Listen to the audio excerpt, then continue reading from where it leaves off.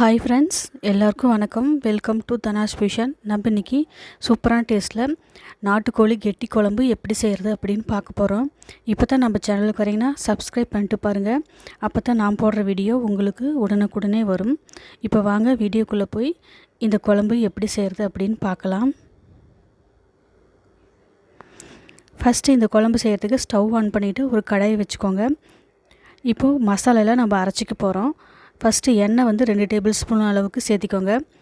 12 பல் முந்திரி பருப்பு சேர்த்திட்டு நல்லா பொன்னிறமாக ஆகிற வரைக்கும் நல்லா வறுத்துக்கோங்க. அடுப்பை லோ ஃப்ளேம்லேயே வச்சு வறுங்க. இப்போ நல்லா வறுபட்டுருச்சு. இதை ஒரு பவுலில் எடுத்து தனியாக வச்சுருங்க. இப்போ இதே கடையிலையே ஒரு பட்டை சேர்த்துக்கோங்க. பூண்டு ஒரு 7-8 பல் பூண்டு சேர்த்துக்கோங்க. சின்ன வெங்காயம் ஒரு கைப்பிடி அளவு சேர்த்திக்கோங்க. இது கூட இஞ்சி ஒரு இன்ச் அளவுக்கு சேர்த்திட்டு இதை நல்லா வதக்குங்க. இது நல்லா எல்லாமே வெந்து வரணும். இந்த அளவுக்கு நல்லா வெந்ததுக்கு அப்புறமா வரமிளகாய் காரத்துக்கு ஒரு 6-7 சேர்த்திக்கோங்க. உங்கள் காரத்தை தகுந்த மாதிரி பார்த்து சேர்த்திக்கோங்க. கூடவே சீரகம் 1/2 டேபிள் ஸ்பூன், பெருஞ்சீரகம் 3/4 டீஸ்பூன் அளவுக்கு சேர்த்திக்கோங்க.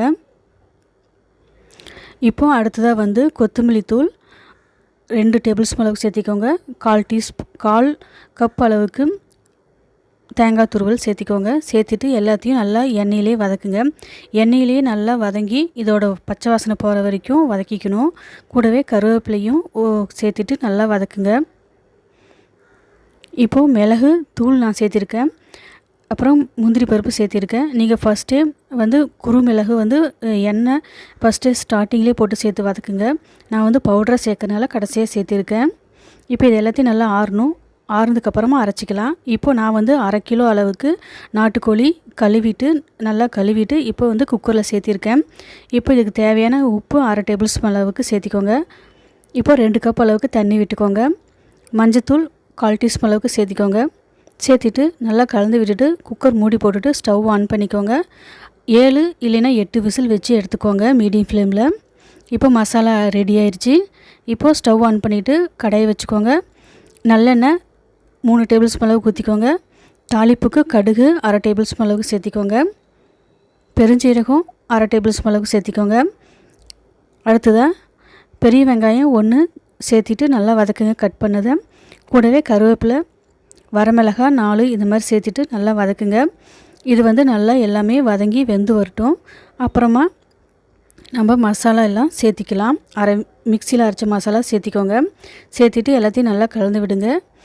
இப்போ இது நல்லா வெந்து இதோட பச்சை தன்மை போகணும். அதனால் தண்ணி ஊற்றிட்டு நல்லா வேக வச்சுக்கலாம். இந்த மசாலாவுக்கு தேவையான உப்பு போட்டுக்கோங்க. ஏற்கனவே கோழியில் சேர்த்துருக்கோம், அதனால் பார்த்து சேர்த்திக்கோங்க. இப்போ பாருங்கள், நல்லா கொதித்து இந்த மாதிரி எண்ணெய் பிரிஞ்சு வந்ததுக்கப்புறமா தான் நம்ம வேக வச்ச கோழியை இது கூட சேர்த்திக்கணும். சேர்த்துட்டு எல்லாத்தையும் நல்லா கலந்து விடுங்க. இது ஒரு 4 நிமிஷம் இல்லைனா 3 நிமிஷம் வெந்தால் போதும். பாருங்கள், நல்லா இப்போ கிரேவி சூப்பராக ரெடி ஆகி நல்லா வந்திருக்குது. குழம்பு இப்போலாம் நம்மளுக்கு சூப்பராக ரெடி ஆயிடுச்சு. இப்போ நறுக்கிய கொத்தமல்லி இலையை சேர்த்துட்டு ஸ்டவ் ஆஃப் பண்ணிடுங்க. அவ்வளோதான். இது இட்லி, தோசை, சப்பாத்தி, சாதத்து கூட சாப்பிட ரொம்ப நல்லா டேஸ்டியாக இருக்கும். இதே சாப்பாடு கூட சாப்பிட்றதுன்னா குழம்பு கொஞ்சம் தண்ணி மாதிரி வச்சுக்கணும். அவ்வளோதான். நாளைக்கு இன்னொரு வீடியோவில் பார்க்கலாம். தேங்க்யூ ஃபார் வாட்சிங்.